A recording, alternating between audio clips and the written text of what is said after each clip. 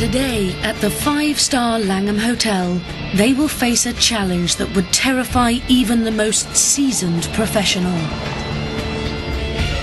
In exactly 8 hours' time, they will have to serve some of the world's greatest chefs, including the legendary 3-star Pierre Kaufmann, 2-star Michel Roux Jr., and the extraordinary Hélène Darroze, one of France's most celebrated chefs.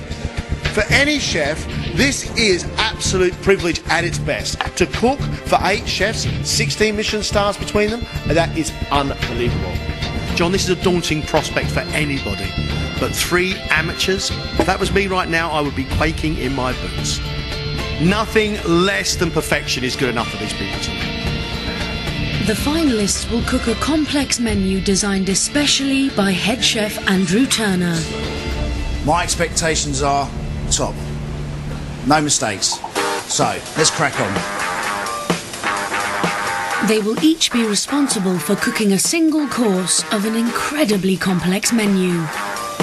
Christopher is cooking the starter, seared scallops with caramelised cauliflower, savoury tuiles, a licorice made of squid ink pasta and scallop mousse, and black pudding with a caper and raisin sauce. It's way more complicated than anything that I've ever done before. And then with the added pressure of who I'm going to be cooking it for, just loaded on more pressure and more nerves. This is the sort of food that excites young Christopher. He loves elegant presentation. For Christopher, it's got to be about flavour. But as always, Christopher's biggest challenge is overcoming his inexperience. Mine, yours. You see half the scallops left behind. Okay. All right? We can't afford for you to make any mistakes. Andy is cooking the main course, a technical masterpiece. A rack of lamb with chicken mousse and a morel stew, deep-fried lamb breast with red cabbage and grilled lamb's tongue, and a lamb suet pudding with fried sweetbreads and salsify. Absolutely loads and loads of elements, and to produce 8 of those for 8 professional Michelin-starred chefs just seems, impossible. He's a seriously ambitious young cook. Can he go all the way? Not if he doesn't really, really shine tonight. Cooking at this level requires absolute attention to detail. Look at the side of your pan. You scrape any of that into the cabbage and you're going to taste it. You don't keep it clean, right? You're going to have problems later on. Yes, chef. Matt is preparing the dessert, a delicate and technical dish of light and dark chocolate mousse with Père William, a fresh mint sorbet and a liquid chocolate drop. This is a huge test of my presentation skills. There's some amazing elements to it, so yeah, this will be a real challenge for me. We saw Matt struggle at Burley. We saw what happened to him under pressure. He almost crumbled. Well, let's hope he has learnt all of those lessons and he can cope with tonight. I hope for Matt he's on the top of his game. Matt starts by making the mint sorbet. It requires absolute precision. Just make sure that you get everything out of these dishes. Right? That's really important. Yeah. Let's see how that comes out. For them to be able to do this as a first off is a big ask.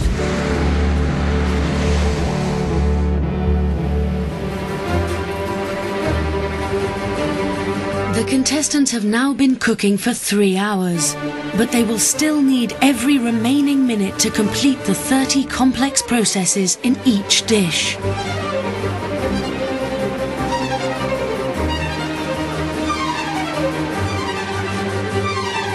Christopher's next step is making the squid ink pasta. It's the ink that provides the moisture, so too much or too little, and the pasta won't work.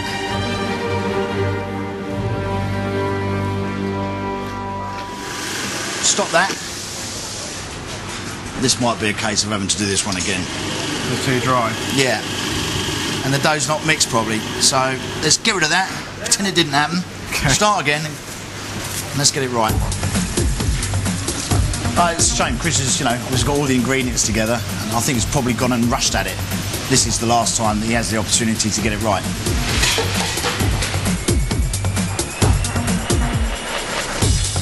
Meanwhile, Matt is beginning to layer his light and dark chocolate mousse. There's a lot of steps in each of the elements of the dish. So just trying to make sure I do it right, do it to the right level of quality, and not, you know, not messing something up.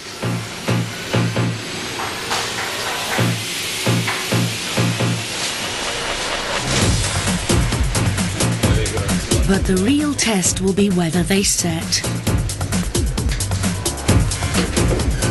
Alright guys, you've got 3 hours to completion. Yeah, so let's keep moving, yeah? Keep motivated, heads up, heads on, let's go. Andy is mixing his chicken mousse, but he's taken his eye off his morel stew. It's cooked for too long with disastrous results. Split the butter out of it so the fat's escaped. Any ideas how we're going to get that back?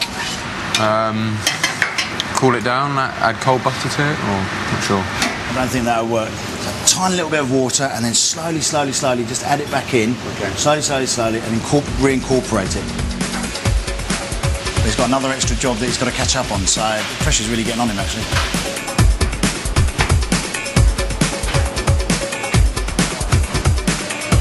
Okay guys, you need to double up the work rate, okay?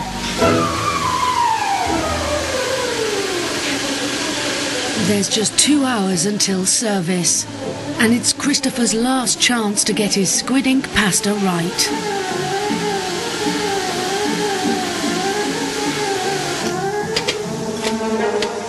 Feel the texture? Yeah, definitely, yeah. Right, so that's your end result. Okay. And that will roll out perfectly.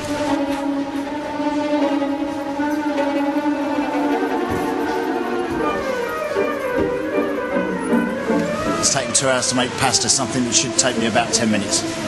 So at least that's one process that's been achieved.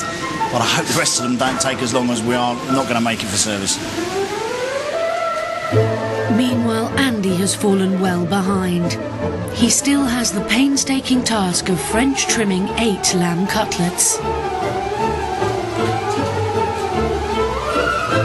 I'm feeling a bit stressed at the moment. I know I've got a lot to do, and it's all pretty precise, and I haven't got enough time.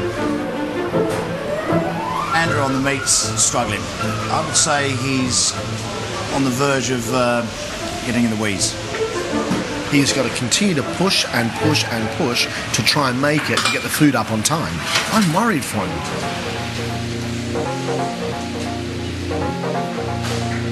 After 4 hours in the freezer, it's make or break for Matt's light and dark chocolate mousse.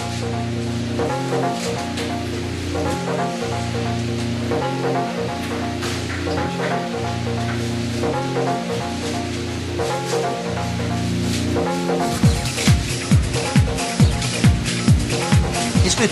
Thank you, Chef. I'm pretty pleased with that. It could have gone horribly wrong.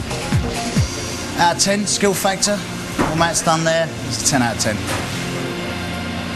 He's held his nerve, but Matt has got the most complex bit of that dish coming up. He's got those little teardrop chocolates, and he's about to approach 0 hour. Chocolate teardrops require skills that take pastry chefs years to master. Matt first has to take a thimble of liquid glucose, then pour molten chocolate into it. He then has to stretch the glucose to form the solid, fragile teardrop. You touched it.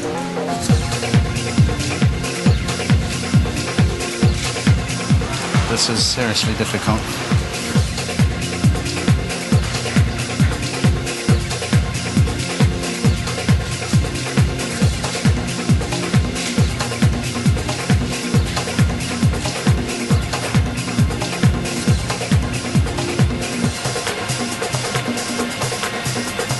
Don't pick it up yet.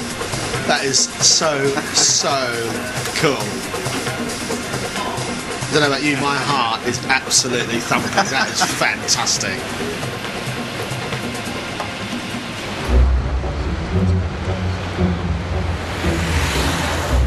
There's now under an hour until service.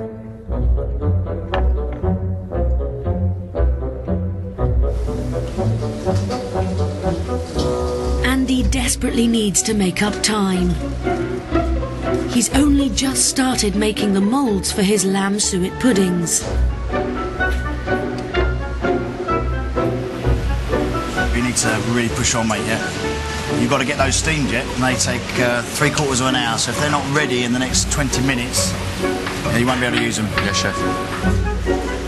He needs to perfectly mould the suet pastry. Andrew on the meat section has fallen really now into the weeds, and I just don't think he's going to make it.